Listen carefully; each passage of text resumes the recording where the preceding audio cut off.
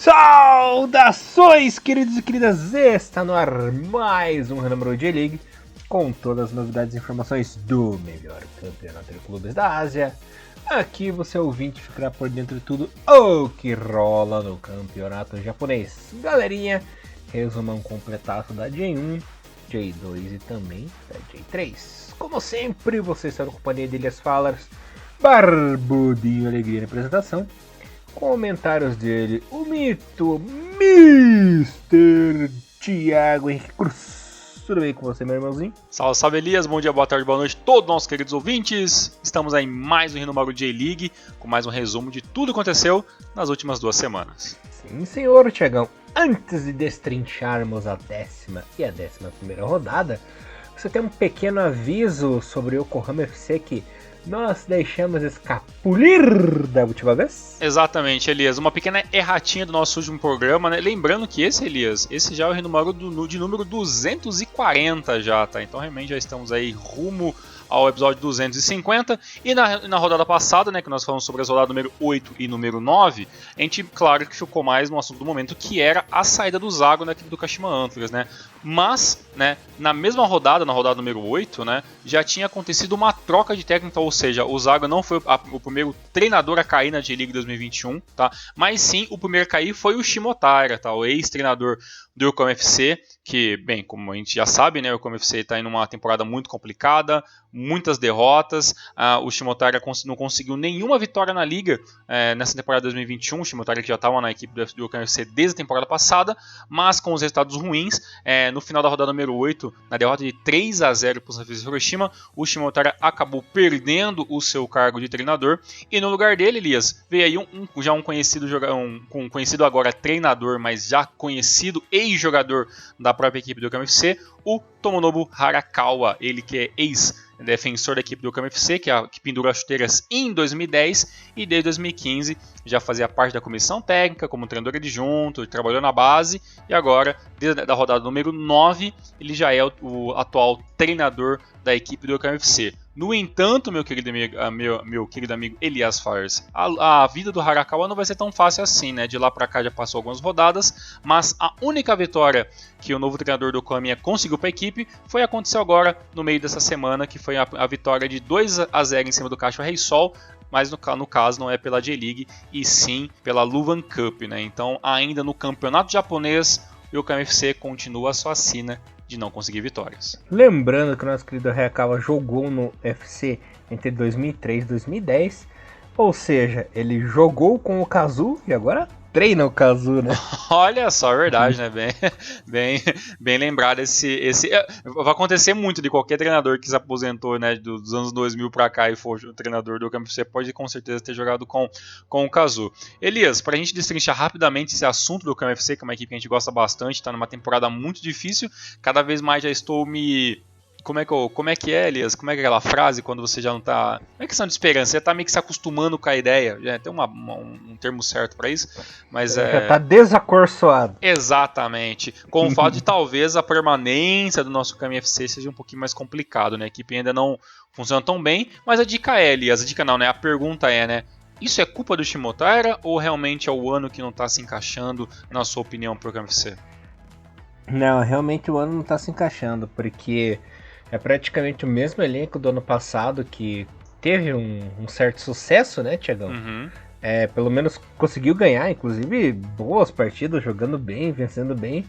Mas esse ano nenhuma peça se encaixa, né? Pra você ter uma ideia, vou abrir a 10ª rodada falando já do resultado do Yokohama. A equipe tava vencendo por 2-0, né? Abriu 2-0 no começo do primeiro tempo, no começo do segundo tempo fez 2-0. E no finalzinho levou o primeiro gol do Nishimura. E nos acréscimos o Yoshino empatou pro Sendai, né? Então é uma mistura de as peças não se encaixam com o azar também, né? Quando finalmente ia conseguido. Hoje não, hoje sim. O time acabou levando um azar. Lembrando que na próxima rodada a gente vai falar da surra que aconteceu na equipe, né? Então... Parece que 2021 realmente tem tudo pra dar errado, né? Foram 11 rodadas e nenhuma vitória, só 2 empates. Exato, né? Então, e vendo assim o começo da tabela, né? Temos lá o Frontale com 32 pontos, né, em 12 jogos, e com 11 jogos, né, o Yokohama tem apenas 2 pontos, né? Então a diferença realmente é brutal, simplesmente de 30 pontos de diferença. Elias, só pra gente passar o resto de informação, tava aproveitando e vendo a questão da idade dos treinadores da J-League. Esse ano tem treinadores muito novos, né? A gente pode até citar o novo treinador aí, que tá um pouco mais de 2 meses na frente do Kashima Vortis, né? O espanhol Davis Poetos. E o Poatos tem 42 anos, né? O Harakawa tem 43, né? Um treinador muito jovem. Mas o treinador mais jovem da temporada 2021 da J-League é o seu treinador sul-coreano do Saganto Sul, né, Cris? Que eu vou deixar pra você falar pra mim não passar vergonha.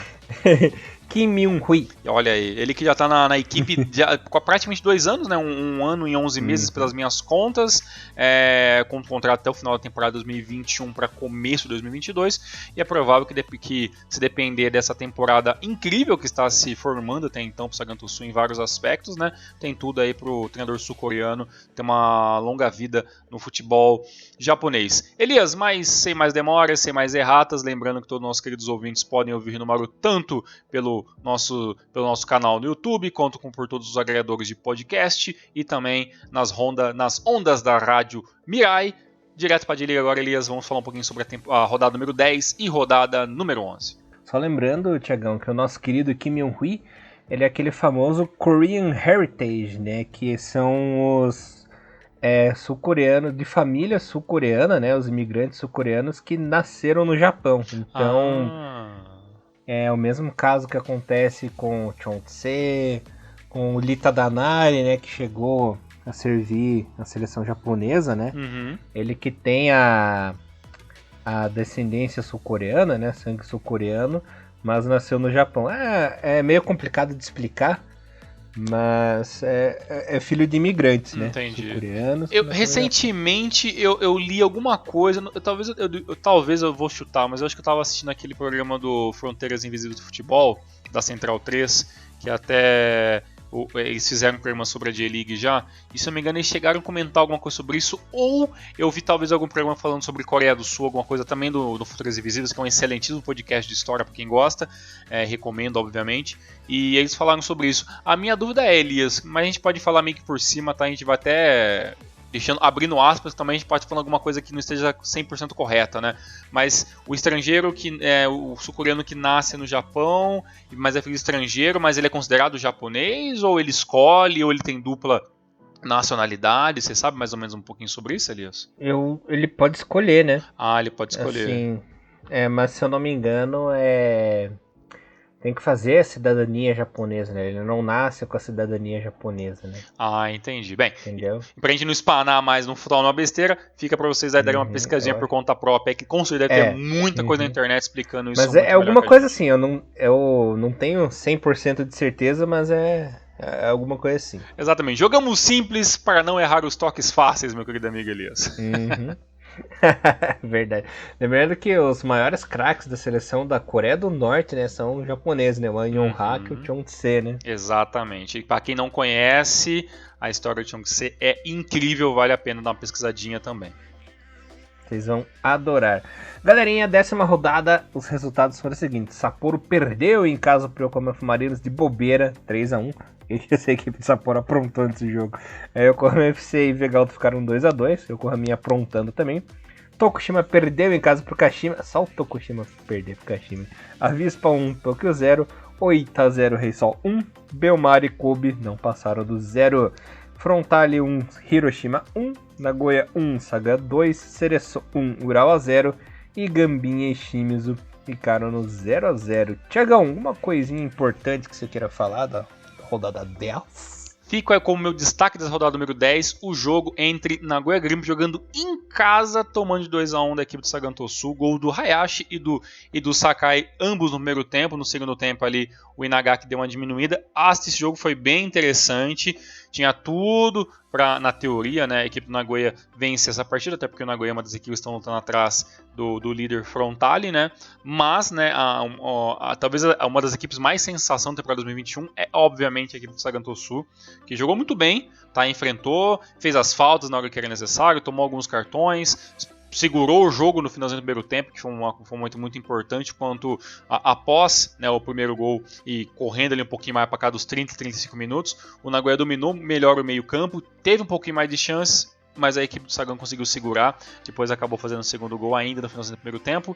e depois do segundo tempo jogou burocraticamente, segurou bem a partida, mais uma vez, né, esquema das rodadas, né, muito uma rodada em cima da outra, acabou não ajudando muito a equipe do Nagoya, que por mais que tenha um plantão na teoria melhor, acabou não fazendo nenhuma dificuldade maior frente aí à defesa do Sagan Tosu, mesmo com a entrada de Kakitani, Yonemoto, Soma e toda a turma que nós já estamos acostumados a citar aqui no Hinomaru, né? Dos restantes os jogos foram interessantes, a vitória, o empate, né, entre o Kawasaki Frontale e o Hiroshima foi um jogo interessante também, todo mundo dava a vitória pela equipe do Kawasaki Frontale, já que o primeiro tempo foi extremamente dominante, né, pela equipe de Kansai, e mesmo assim a equipe do Hiroshima acabou conseguindo este empate, que foi ótimo para a equipe do Hiroshima, que ganha bastante gás na competição, e melhor para o campeonato, né? É claro que se o Nagoya tivesse vencido, a diferença ficaria um pouquinho menor, mas é nesses pequenos tropeços aí que o Frontale vai dar durante a temporada que o segundo, terceiro e quarto colocado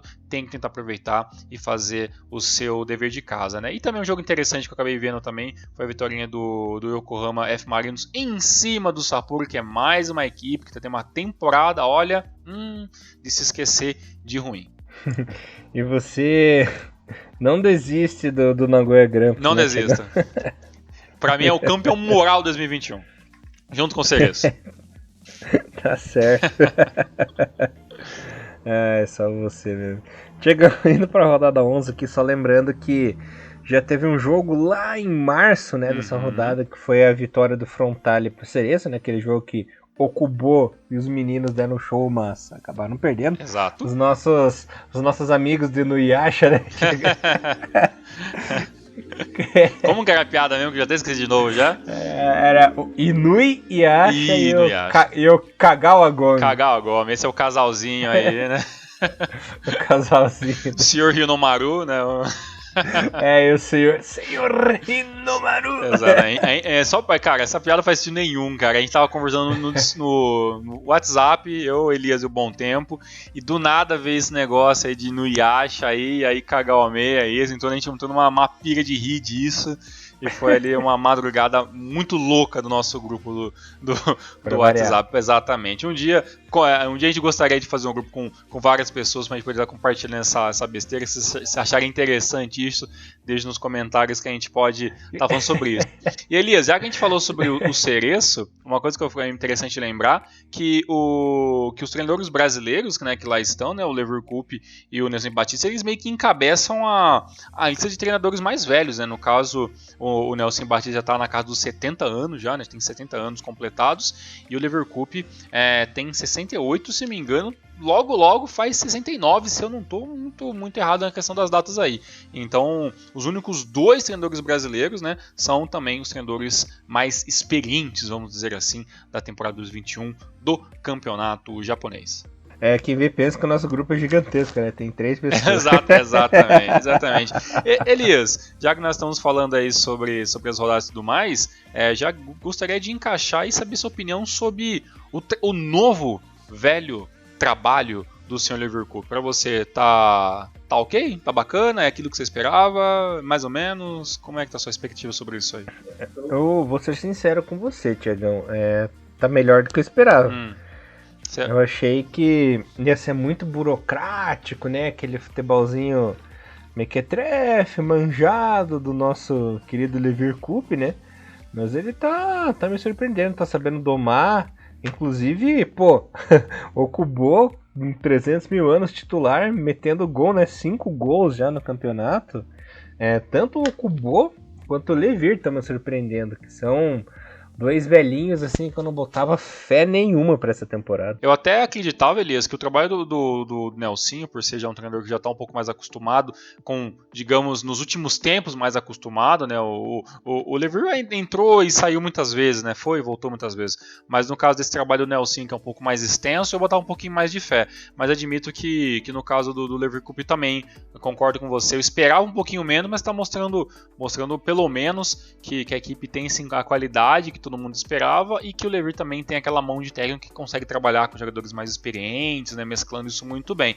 O bom é que nessa rodada número 11, como você falou, né, a rodada já foi adiantada, o Cerezo pegou essa semana para descanso, volta a jogar agora no final de semana a rodada número 12, né, e melhor para a equipe, né, que acabou pegando uma semaninha do famoso chapéu para poder descansar, né. Exato, né? Tiagão, falando aqui da continuação da rodada, já que você tá tão feliz com o Nagoya, esse jogo você ficou com o coração dividido, né? Nagoya venceu por 2-0 o Gambinha com o gol do Yamasaki do Soma. Como é que ficou teu coração aí, tentando analisar o jogo sem a paixão das duas equipes? Pois é, o Gamba Osaka é uma velha história de amor e ódio, né? Já passei muitas noites em claro pensando, caramba, né? Por que o Gamba não jogou assim, não jogou assado e tudo mais, né? Aquele negócio de quando você é um pouco mais torcedor da coisa toda, né? Hoje em dia eu vejo o Gamba com muito carinho, mas é um trabalho com altos e baixos, né? A gente pode pensar, tipo, poxa, né, legal, Miyamoto, alguns jogos, né? Mas tem outros jogos que eu falo, nossa, Miyamoto, por que você fez isso, né? Bem, pra começar, né? O Gamba já mostrou por A mais B que esse esquema de trabalhar com 2 centroavantes não funciona. A bola não chega nem no Patrick, nem no Leandro Pereira, né? Então, digamos que essa forçação de barra no 4-4-2 do Miyamoto tá enchendo um pouco a paciência. Se é a minha, que já nem sou tão torcedor, imagina do mais fanático Bruno Mioto, né? No caso do Nagoya Grampus jogando em casa, já tinha dado um tropeço na última rodada, tinha mais a obrigação de jogar em casa, jogar bem, venceu, né? O Yamazaki fez o gol aí com a assistência, na minha opinião, o melhor jogador da equipe do Nagoya nas últimas rodadas, que é o Soma, né?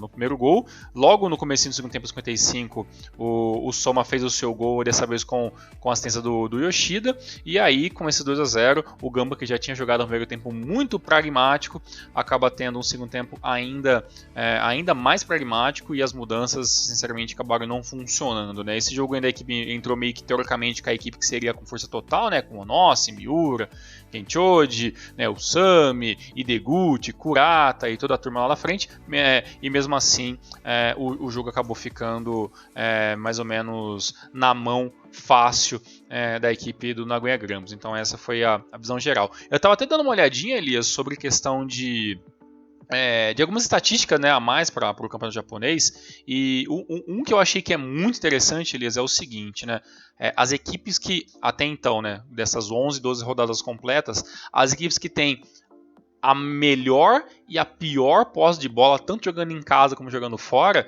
e os números já dizem muito sobre o campeonato, né. Elias, vou dar uma dica para você. Quem que você acha que é a equipe que tem mais posse de bola no campeonato japonês até agora? Me dá 3 segundos para pensar. Heysel. Passou um pouquinho longe. Kawasaki Frontale, cara, tem a melhor posse de bola, tem em aspas, né, a base de 56.9, tá, é a média por jogo, jogando em casa e jogando fora de casa 54.7, ou seja, ele é um visitante que tem muita posse de bola. No caso do Gamba Osaka, a equipe é praticamente a 16ª, tá? O Gamba tem normalmente em torno de 59.9 e 50.4, que dá mais ou menos uma média de 55.1. Então assim, o site que eu encontrei, ele dá mais ou menos uma média de quanto cada time tá tendo a posse de bola durante o jogo, tá? E essa questão do Gamba ser uma equipe que segura muito a bola diz muito, né? A equipe tem uma posse de bola em casa superior do que a equipe do Frontale, por exemplo, mas em casa a equipe não tem essa mesma qualidade. E quando tem a posse de bola, a equipe não sabe o que fazer com ela, né? E aquilo que a gente vive falando, né? E escutando em muitos programas esportivos, né? Posse de bola não significa muita coisa. E realmente, né, a equipe do Gamba tem uma posse de bola interessante, tem muito mais do que muitas equipes, mas não quer dizer muita coisa. E um outro dado muito interessante que eu achei, Elias, é a questão de gols convertidos por chutes a gol, né? A equipe do Gamba, Elias, é a equipe que menos chuta gol no campeonato japonês. A equipe do Gamba, até a rodada atual, chutou 106 vezes apenas a gol, já comparado com a equipe do Kawasaki Frontale, que chutou 258 vezes, ou seja, o Gamba chutou um pouco mais do dobro a menos do que o líder Kawasaki Frontale, e a equipe do Gamba, Elias, converte apenas 0,9% dos seus chutes a gols, ou seja, uma equipe que faz muito pouco, chuta muito pouco e completa muito pouco. E é uma das equipes que, acredito que o Gamba deve ser uma das 2 ou 3 no máximo que joga no esquema com 2 atacantes, né? Ou seja, o esquema tático não funciona. Eu, aqui do Brasil, pesquisando na internet, consigo encontrar isso, e aí pergunto, por que o treinador do Gamba Osaka não faz as mudanças, já que é estatisticamente já comprovado que o 4-4-2 não funciona, né? Certas coisas que a gente não tem como responder. Não se esqueça que o Miyamoto era capitão do Zico, né? Então acho que a teimosia vem... É verdade. Isso diz muita coisa. Diga-se de passagem, tem umas coisas muito interessantes no perfil do nosso querido Zico, que ele estava exaltando o excelentíssimo 4º lugar da equipe do Kashima Antlers Sub-18, lá no campeonato Sub-18 e tudo mais. E hoje o Zico fez mais uma postagem no seu rede social, ficando feliz com o empate do Kashima com o Sagan Tosu pelo Luvan Cup, né? Então, é isso, sem mais. Então, vamos aproveitar que você deixa do Kashima falar do jogo. O Kashima venceu o Kobe, que terminou 1-1.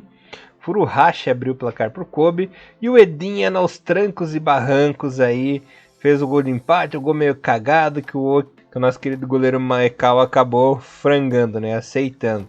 Lembrando que no momento o treinador tem sido o Naoki Soma, né, Tiagão?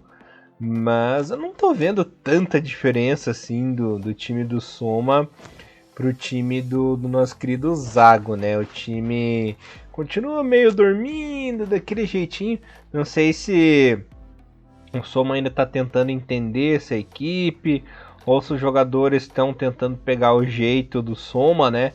Mas por enquanto não teve nenhuma adição aí, o cálculo não tá somando não. Né, tem tudo essa... se eu não me engano, pelo menos com o Soma, o Kashima ainda não perdeu na J-League, né? Já vem pelo menos de vitórias e empates, então assim, na somatória de pontos, talvez tenha uma diferença assim em questão de aproveitamento. Olha, né? Os trocadilhos assim, bons com o Soma. Exatamente, mas assim, o estilo de jogo realmente é a mesma coisa ainda, até porque acredito que o Soma meio que vou ser bem sincero, né? Todo mundo no Kashima deve ter sido pego um pouco de supetão por essa troca de técnico, né? Ninguém esperava que o Zago realmente seria mandado embora tão rápido, né? Até porque nós estamos agora na 12ª rodada, né? Então, não chegamos nem na metade do campeonato, né? Então a caída do Zago foi muito prematura. A gente até esperava o Shimotara cair no Yokohama FC, né? Mas não o Zago, com toda a pompa que foi trago pro Kashima ter seu trabalho tão interrompido assim. Agora, será mesmo que o Soma tem uma ideia única de trabalho? Ninguém sabe, né? Até que quando a gente procura sobre as informações do Kashima, o período que está especulado para o Soma ficar na equipe do Kashima está lá como indeterminado, né? Então ele pode ficar ele pode ser efetivado como treinador principal, como ele pode ficar ali mais 4, 5 rodadas, daí que o Kashima decida ou escolha um treinador para estar dando uma chance ou investindo uma grana. Eu vou ser bem sério, Elias, eu acho que para o Kashima mudar talvez de mentalidade, tem que vir alguém muito fora da curva. E a gente sabe que pessoas fora da curva normalmente são pessoas muito caras, né? E a gente sabe também que o futebol japonês não está nos seus melhores dias em questão de investimento, né? Então eu acho que para arriscar alguém que vai fazer a mesma coisa que o Soma vai fazer, que é tentar fazer o Kashima ficar entre os 10 melhores colocados da liga, eu acho que fica com o interino mesmo, né? Não vejo muita necessidade. Até porque eu não vejo o Kashima sequer correr um risco de rebaixamento esse ano, né? Tem muita equipe para cair, beleza, o Kashima e Gamba flertam com a parte de bala tabela, mas a gente está apenas na 12ª rodada, tem muita água para correr debaixo dessa ponte, e com certeza eu vejo o Gamba tendo mais dificuldades em somar pontos nesse momento do que o próprio Kashima, né? Então eu não vejo o Kashima tão desesperado assim. Agora, se o Kashima quiser fazer um bem investimento, eu só espero que escute as pessoas certas lá dentro, né? Não adianta escutar um ou outro, ou por exemplo, né? Eu nem vou citar o Zico, né? Porque eu não acho que a vida do Zago tem alguma coisa a ver com o Zico, né? Foi apenas uma coincidência de nacionalidade. Mas algum cara que trabalha, algum manager, algum cara que trabalha no Kashima pode, vamos tentar investir numa grana e trazer um técnico que deu muito certo na China, por exemplo, um europeu, sabe? Esse cara vir pro Japão e não fazer nada, entendeu? Então, para não queimar dinheiro fora, né, em resumo da obra, eu acho que é melhor ficar com o Suma mesmo, né? E no caso, o Kashima está conseguindo uns pontos, eu acho que empatar com o Viseu Kobe, que é uma equipe que no papel, né, tem sim algumas diferenças, é até um pouquinho melhor que a equipe do Kashima em alguns momentos, e está muito melhor na tabela, né, nas últimas rodadas, né. O Vissel Kobe não vence há 3 rodadas, e mesmo assim está em 6º colocado, né. Então, e é uma equipe que perdeu apenas uma vez no campeonato, né. Então, o Kashima conseguia esse empate. Foi um resultado até muito justo, as duas equipes jogaram relativamente iguais. O Kobe mereceu um pouquinho mais a vitória, mas no final das contas, o que vale para o final do placar é bola na rede, melhor pro Edinha, um dos destaques aí da equipe do Kashima Antlers. Maravilha, Tiagão. E sabe onde é que teve muita bola na rede? Em Yokohama City. Olha aí, nossa, coitado, hein? 5-0. 5-0 no derby de Yokohama.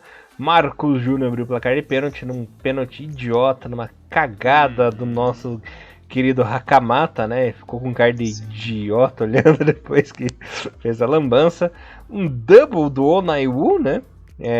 Inclusive um passe bem o Onaiwu cabeceou, o goleiro Orokuta defendeu, né? A bola caiu no pé do nosso querido Elber, que tocou pro Onaiwu fazer o golzinho dele de novo. No começo do segundo tempo, o Onaiwu fez de novo.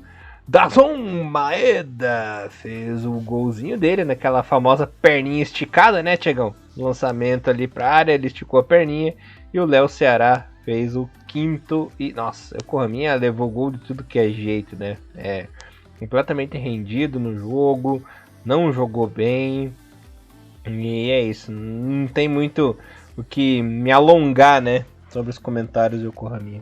Bem, o Marinos não fez mais do que a obrigação, né? O Marinos melhorou bastante no campeonato, já são praticamente pelo menos 5 rodadas que a equipe não sabe o que é perder. Dessas últimas 5 rodadas são 3 vitórias e apenas 2 empates. Bom pra caramba, 2 vitórias consecutivas. Se eu não me engano, é a primeira vez no campeonato que o Marinos engata essa sequência de 2 vitórias. Se vencer o terceiro no final de semana, com certeza vai ser a melhor sequência de vitórias da temporada até então. No caso, né, desse jogo específico, Elias, 2 observações, né? Primeiro sobre o Como FC, joga no 4-4-2. Né? Então, a gente acabou de falar sobre o Gamba, uma equipe que não funciona no 4-4-2.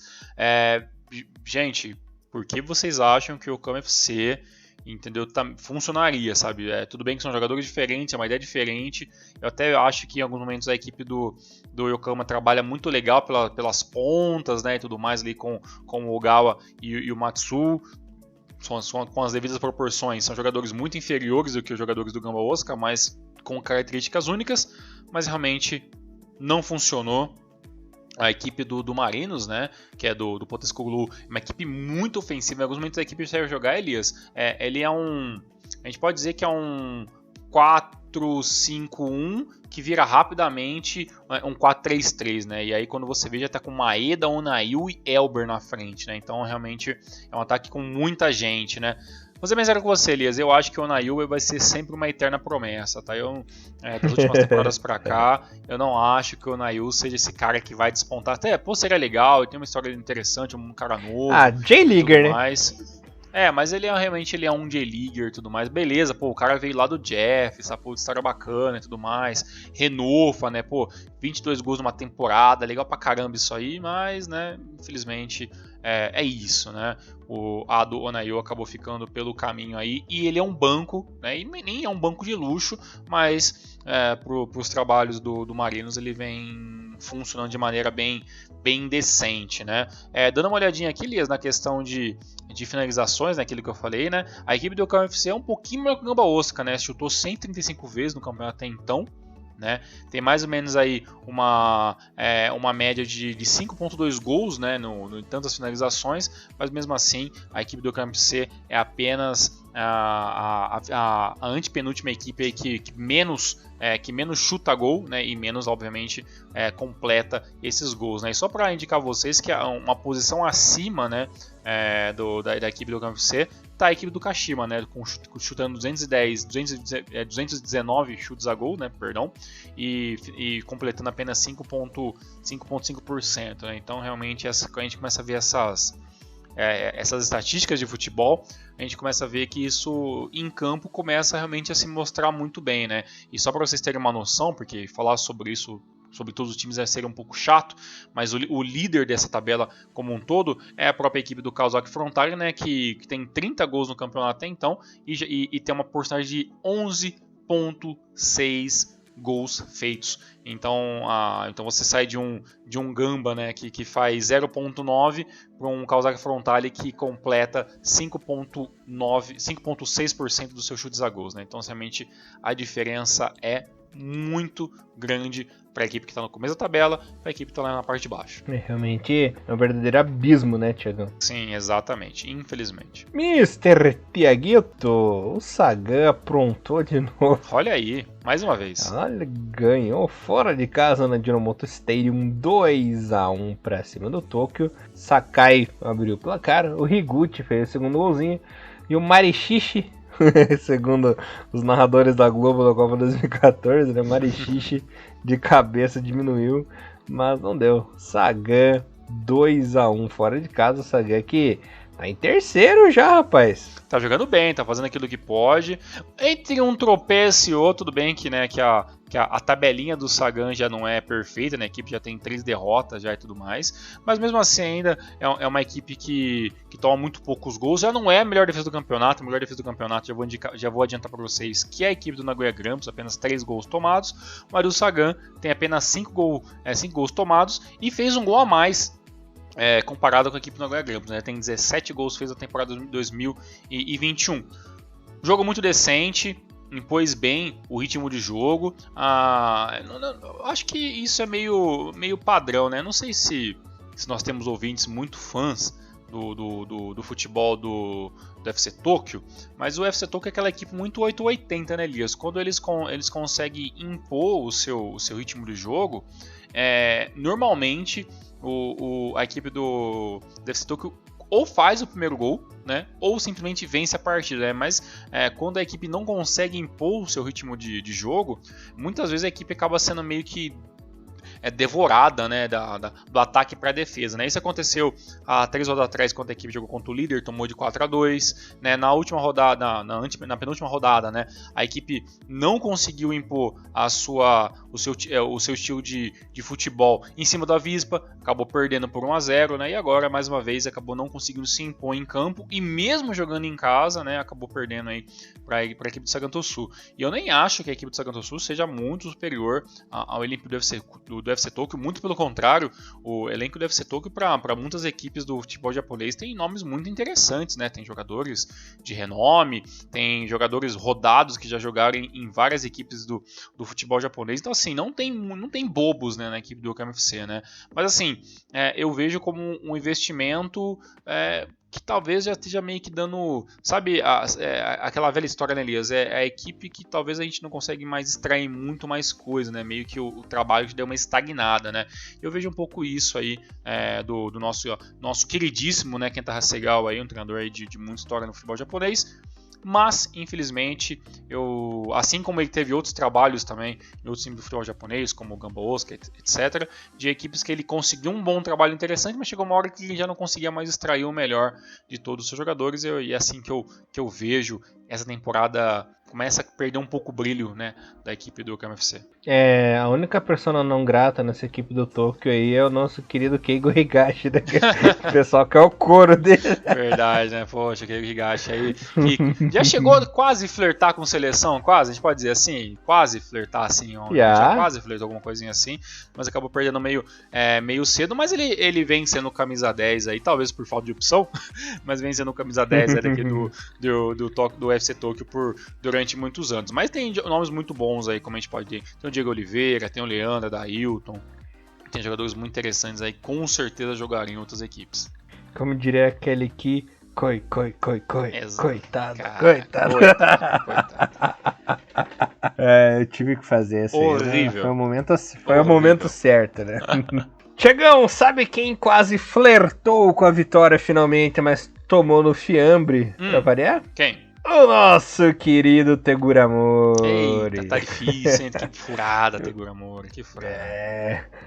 No Saporinho, o Vegalta Sendai chegou a abrir o placar com o Kato num chute muito bonito, né? De primeira chegou e pinha, fez aquele gol bonito. Mas na etapa final, o Ogashiwa e o Jay Bosroido, né, Tiagão?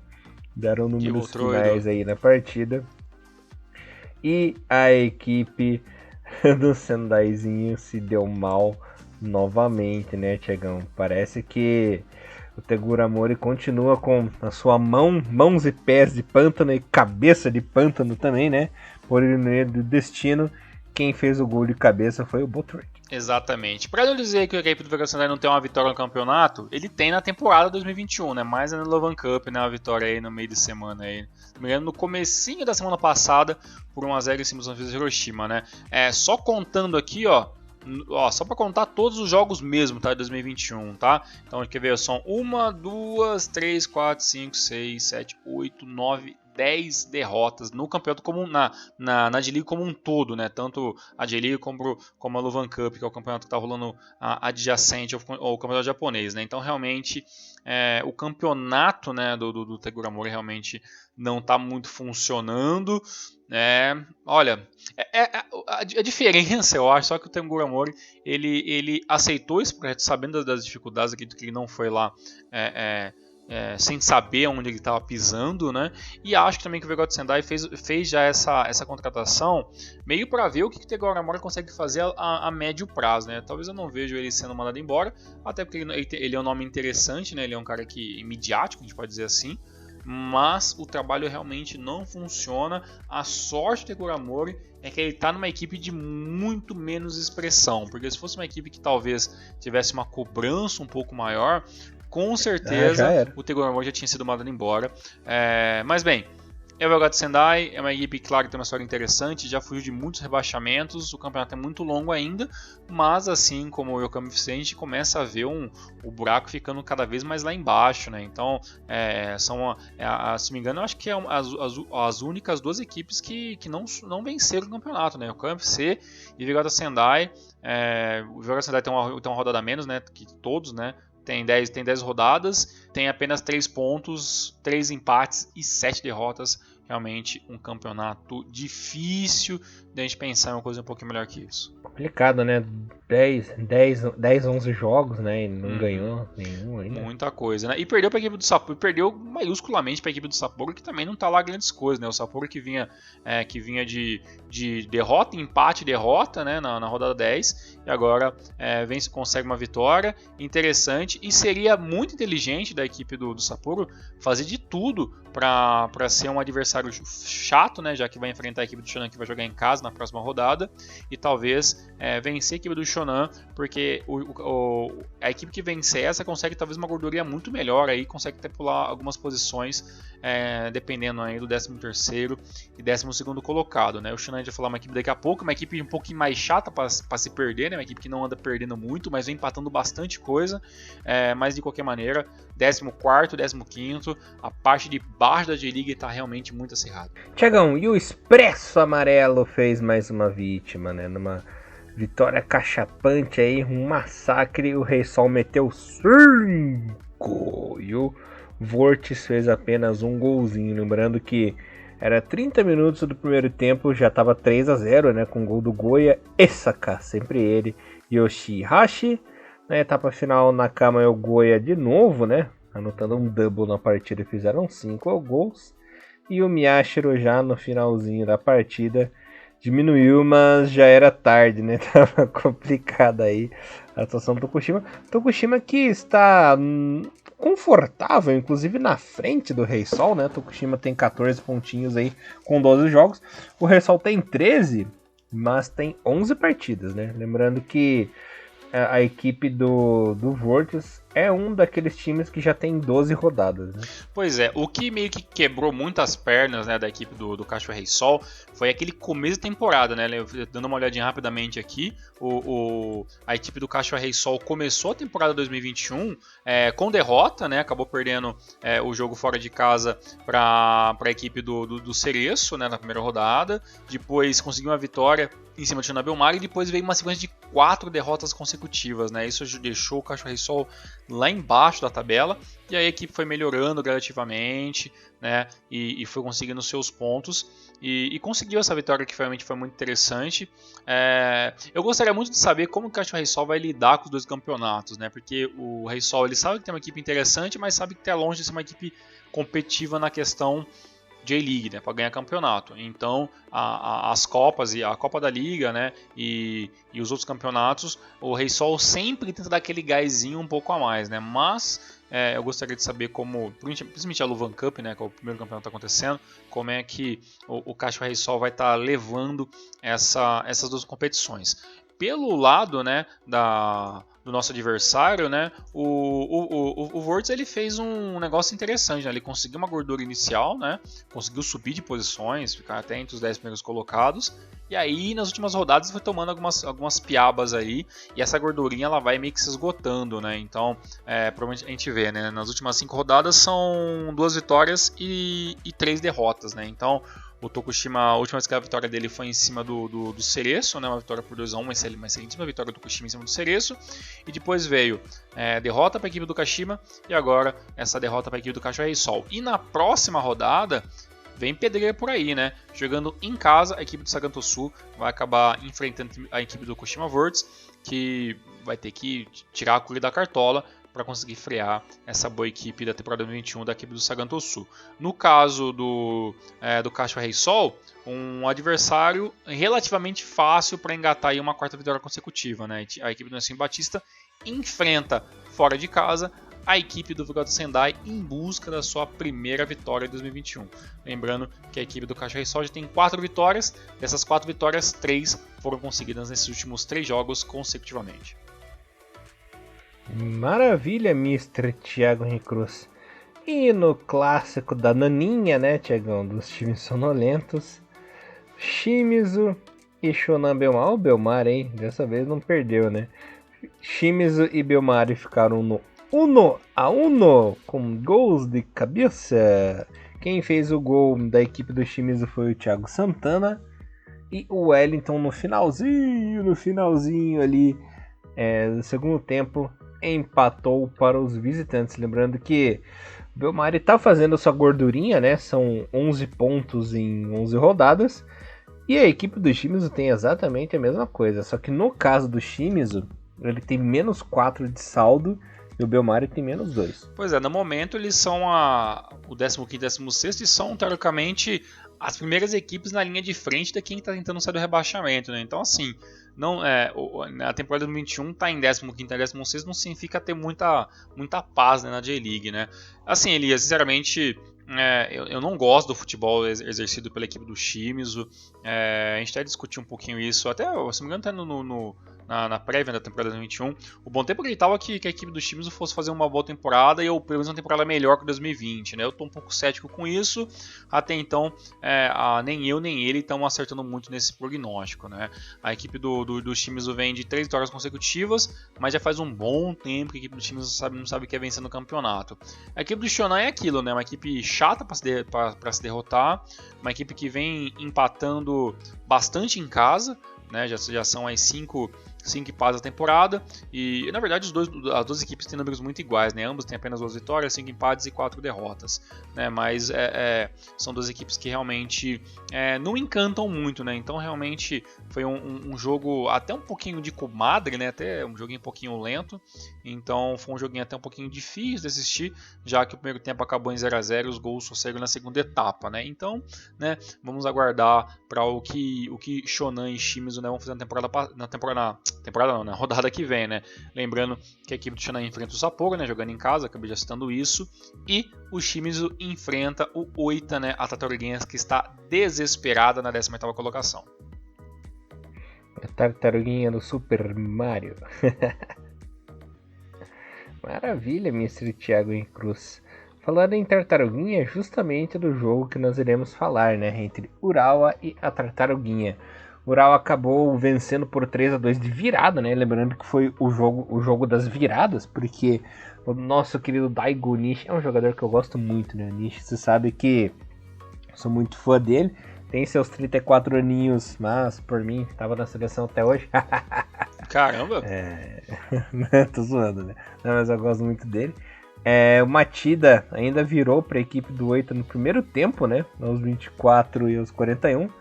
Mas aí surgiram as lendas, né? Makino fez o seu golzinho e o Tanaquinha fez o gol da vitória, o gol derradeiro, que deu o título de vencedor da partida para o Urawa 3-2.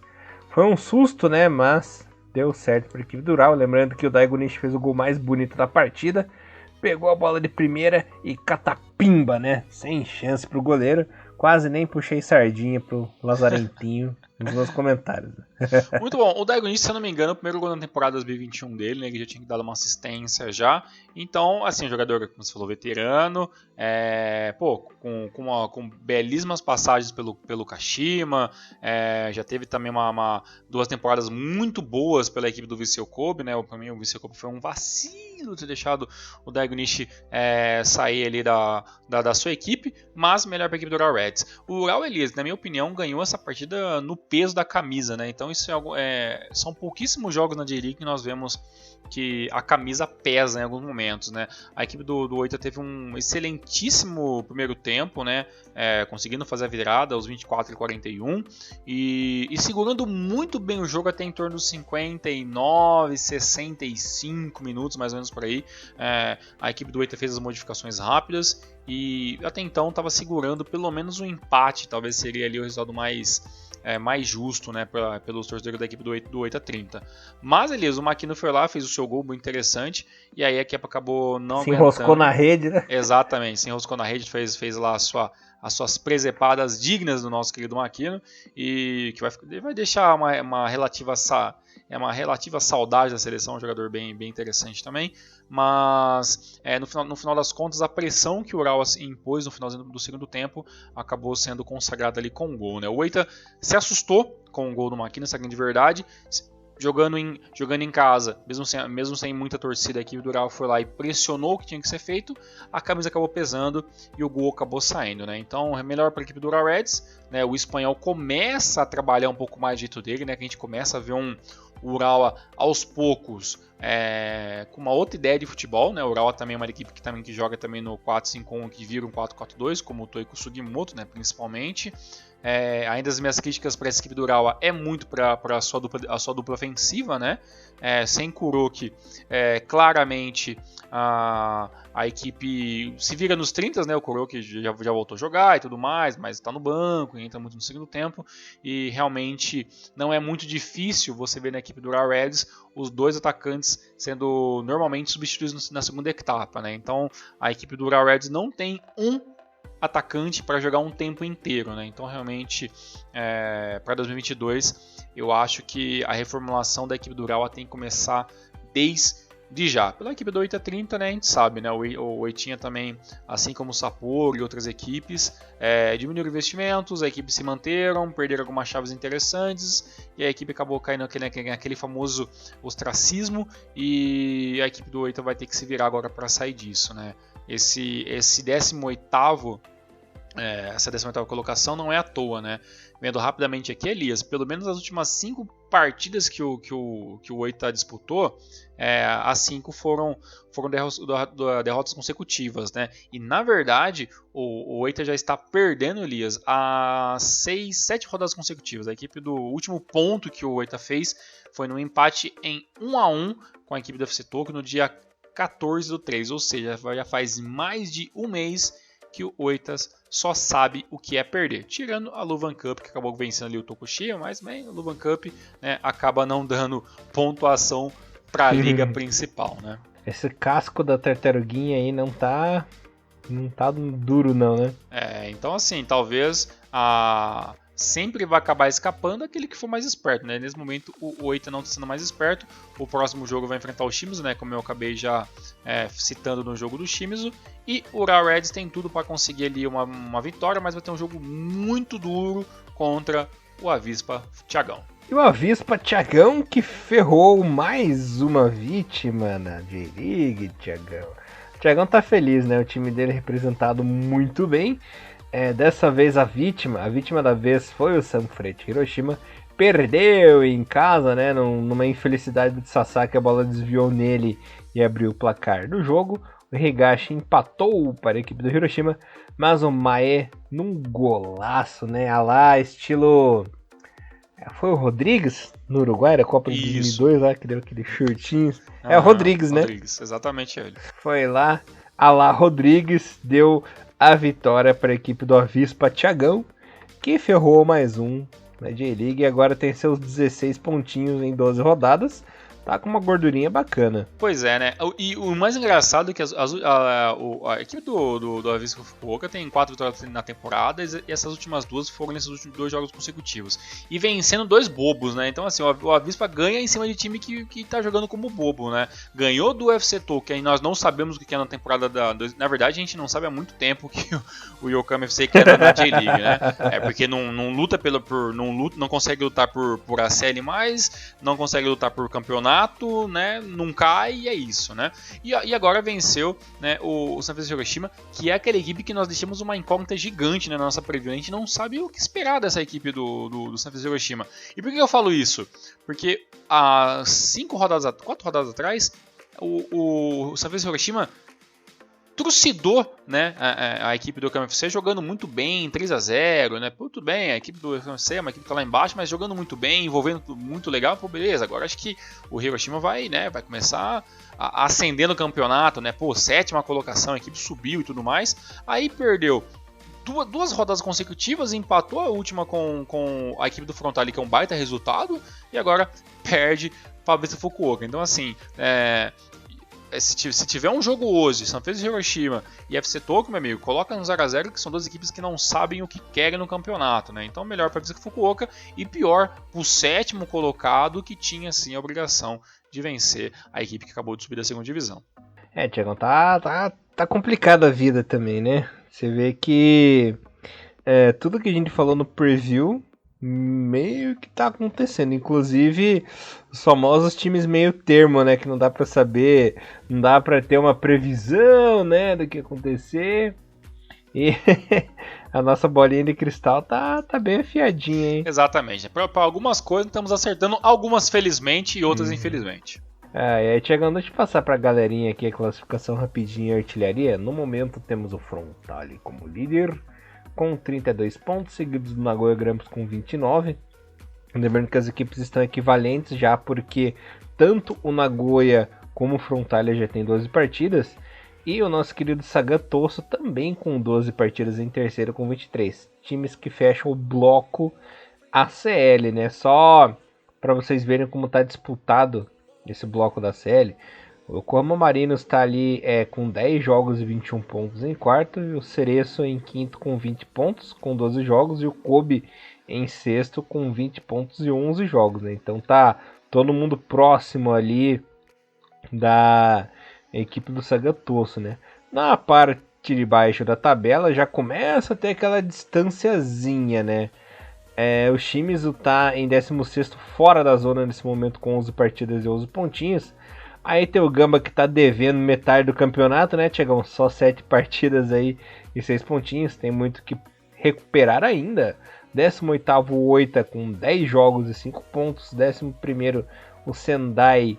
19º, aliás, o Sendai com 10 jogos e 3 pontinhos. E na lanterninha o nosso querido Yokohaminha com 11 jogos e 2 empates, né? Apenas 2 pontinhos. O artilheiro da competição é o amigo do Thiagão, né? O Anderson Lopes do Sapporo com 9 golzinhos, seguido do Dazon Maeda com 8, Leandro Damião com 7 e o Furuhashi do Kobe com 7. O Yanaguinha e o Okubo também estão pertinho ali, né? Yanaga com 6 e Okubo com 5. Tiagão, mais alguma coisinha ou bora pra J2? Últimas informações da J1, Elias, 2021. Até o Boa. momento, temos já a tabelinha do melhor fair play já, né? A equipe com menos cartão e menos faltas no campeonato até então é o Gamba Osaka, com apenas 4 cartões amarelos, né? E pouquíssimas faltas. E encabeçando junto com o Gamba, temos também os times do S-Pulse, também com o mesmo número de cartões, 8 a Trinita. São aí as 3 melhores equipes que menos sofreram cartões. Já na parte de baixo, a gente pode dizer que a pior equipe, a equipe com menos fair play, adivinha? É a equipe do Kashima Antlers com 17 cartões amarelos e um expulso. E na verdade, essa expulsão da equipe do Kashima são duas, né? Porque uma foi o cartão vermelho direto e outra foi uma segunda expulsão devido ao segundo amarelo no mesmo jogo. Então a equipe do Kashima, né, isso mostra muito a temporada do Kashima, né, toda essa bagunça que está sendo, essa reconstrução do Kashima no meio digamos que com um bonde andando, né, e vai ter que se virar em tanto isso. Por isso, até então, a equipe do Kashima acaba sendo a equipe que mais bate. Até o momento, Elias, depois de 12 rodadas, o A-League já teve um total, né, de 187 cartões, sendo eles 7 vermelhos diretos e 3 cartões vermelhos vindo de um segundo amarelo no mesmo jogo. Maravilha, Tiagão. O Tiagão é o rei das estatísticas. Sabe tudo, menino. Avispa, Tiagão. É isso aí. Maravilha, Tiagão. Indo para J2 agora, que tivemos aqui os seguintes resultadinhos. Lembrando que a J2 está para trás, né? Está aí apenas na 10ª rodada. Milagrosamente, a J2 está atrás da J1. Isso aí logo vai mudar. Certeza, né? Que a J2 sempre dá uns módulos acelerados com 3 jogos na semana e por aí vai. A gente sabe como é que funciona, né? O ERM perdeu em casa para o Albirex por 2-0. Blobits 1, Mito 0, Monterio 1, Jubilo 0. Jubilinho, hein? Fogo de palha mesmo. Omiya 0, Matida 1, Jeff 0, Sagabihara 1, Matsumoto 1, Zaspa 0, Suegen 1, Totig 1, Fadiano 1, Giraban 0, Renofalers, Renofa 0, Kyoto 2, Thiagão me venceu dessa vez, terá troco, Nagasaki e Verde ficaram no 1-1, e o Ryukyu ganhou do Kofo por 1-0, a classificação no momento é a seguinte, Albirex 26 pontos líder, Ryukyu em segundo com 25, será que teremos Okinawa na J1? Tomara, né, vamos ficar na torcida, em terceiro ali pertinho, o Kyoto com 22, olhando de camarote. Lembrando que esse ano apenas 2 sobem novamente, né, como na temporada passada. Zona do rebaixamento, olha que zona do rebaixamento bonita, hein? 19º ERM com 9 pontinhos, Renofa Yamaguchi também tem 9, Omiya tem 8 pontinhos. O Omiya também não ganha uns 300 anos, hein? O que tá acontecendo? Tá entalando a nós, né, na gargantinha do nosso querido Omiya. E na lanterna, o Gravans, que eu já vou apelidar de Gravans Eclipse, né? Que de sol aí, o sol não tá raiando nada. Ambos com 8 pontinhos. Artilheiro da competição, Peter Utaka do Kyoto. Muito bom. Elias, algumas informações sobre a J2, né? Você falou aí sobre a vitória do Kyoto em cima do Renofa Yamaguchi. E incrivelmente, né, a equipe do Kyoto, incrivelmente porque é um belíssimo cavalo paraguaio, né? Um cavalo púrpura paraguaia, né? A equipe do Kyoto Sanga, né? Tem a melhor média de vitória nos últimos tempos, né? São 5 vitórias consecutivas, é a melhor sequência da temporada 2021 até então. E a última derrota que a equipe do Kyoto sofreu foi exatamente contra o Blobits, né? Uma vitória lá no dia 28/3 por 1-0. De lá pra cá são 5 vitórias consecutivas. Então passou por cima de Matida Zelver, de Jeff, de Kitakyushu, de Verde e agora do Renofa. É uma sequência interessante de vitórias que fez aí a equipe do Kyoto praticamente grudar, né, praticamente nos líderes, né?